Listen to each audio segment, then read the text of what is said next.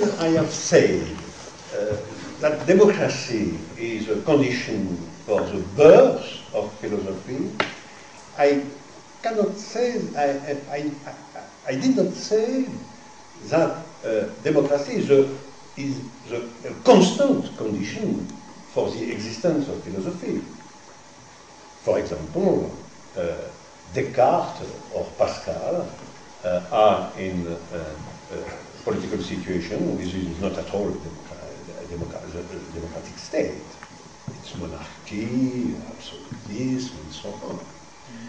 So, but in the origin, the birth of philosophy, there is something like a democratic condition to the existence of philosophy. And during all the history of philosophy, this primitive condition has some effects. And you have effects of this primitive relationship between democracy and philosophy, even when the concrete circumstances are not democratic at all. And it's not only the case in China or in other countries, but also in the Western world. During the medieval sequence, during the classical sequence, and so on. But we can find in Descartes, but maybe in Thomas too, in the medieval circumstances, we can find traces of the primitive relationship between democracy as a form of state and philosophy. Yes, the dialectical part. Without a dialectical discussion, which we are typical for the Greek and not just the Greek democracy, for the Greek people. You know, go to a Greek family, they're always fighting with each other. This is the basis of Western philosophy. And I would be very, Confucius was a wise man, a great thinker, but not a philosopher in the Western. Then I think it's important to acknowledge, and then we can talk, maybe even start a philosophical discussion with Confucius. But for example, in the theological framework, in the medieval situation, for example, if you propose to give a proof of the existence of God, it's something democratic. Because it's not only a question of power or faith, it's a question of discussion, if you give a proof. And in fact, there is discussion of the proof. And you can say the proof is not good, and so on. And so you are in a space which is not purely an authoritarian space. Even in the condition of medieval world, which is not at all a democratic world. Okay. Slavoj, I can sit down. Very short. I think basically the same problem bothers me as the one raised by the last question. How should I put it? Which democracy is the condition of philosophy? Because you mentioned different dimensions of democracy. At, to be Platonic, the lowest end, democracy of the simple freedom of opinions. Then, democracy as a state form. Democracy as this opening towards the future, and so on and so on. No, not so on. Okay. My point is, but is it possible to imagine democracy deprived of its lowest moment?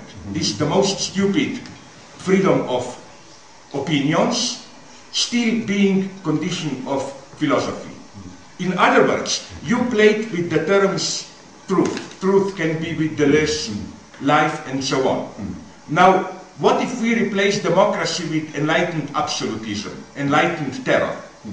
Does it still work, enlightened terror as condition for philosophy, which keeps precisely the features of democracy that you wanted as a condition for philosophy, which is in enlightened terror you have accessibility to everyone, and so on and so on. So my point is, or do you accept a more radical paradox that philosophy ultimately has to rely precisely on that contingent vulgar element of opinions that it counteracts?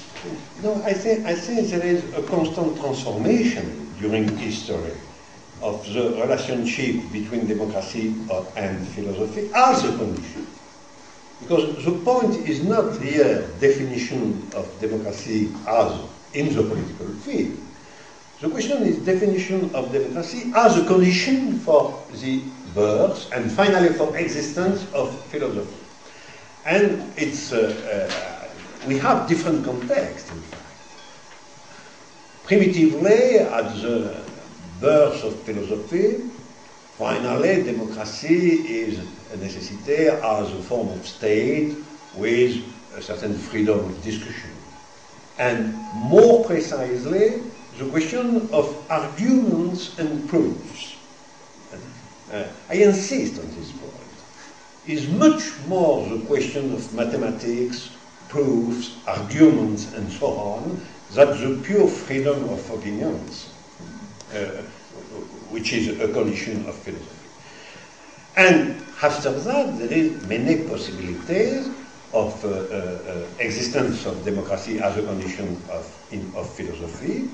And it's a possibility that the terrorist form of democracy, which exists naturally in the French Revolution from the very beginning, has also something to do as a condition for philosophy.